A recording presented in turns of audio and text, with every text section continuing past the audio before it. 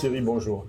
La ferritinémie est souvent augmentée chez nos patients qui ont une stéatopathie métabolique.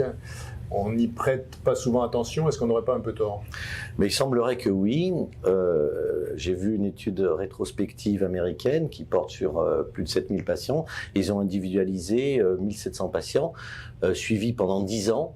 Hein, et ils ont divisé en deux groupes, hommes et femmes ayant une hyperferritinémie avec des cut-offs à 400 microgrammes par litre pour l'homme et 350 pour la femme, et puis le groupe qui avait une ferritine normale.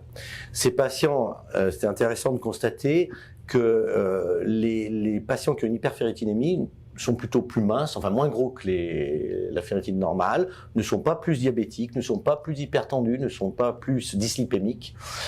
Et en revanche, ces patients ont une fibrose hépatique plus importante, nettement plus importante, passant de 29% pour les patients qui ont une hyperferritinémie à 9% pour ceux qui n'ont pas d'hyperferritinémie.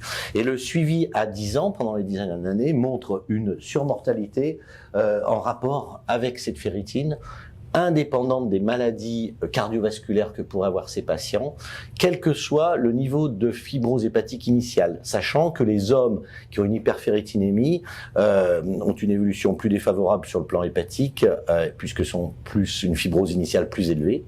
Mais chez les patients qui ont une fibrose peu sévère, apprécié sur un FIB4 subnormal, et bien dans ces cas-là, que ce soit un homme ou une femme, ils ont une surmortalité par événement hépatique. Donc le message des auteurs? Le message des auteurs, c'est de dire que la ferritine a sûrement une importance, contrairement à ce qu'on pensait.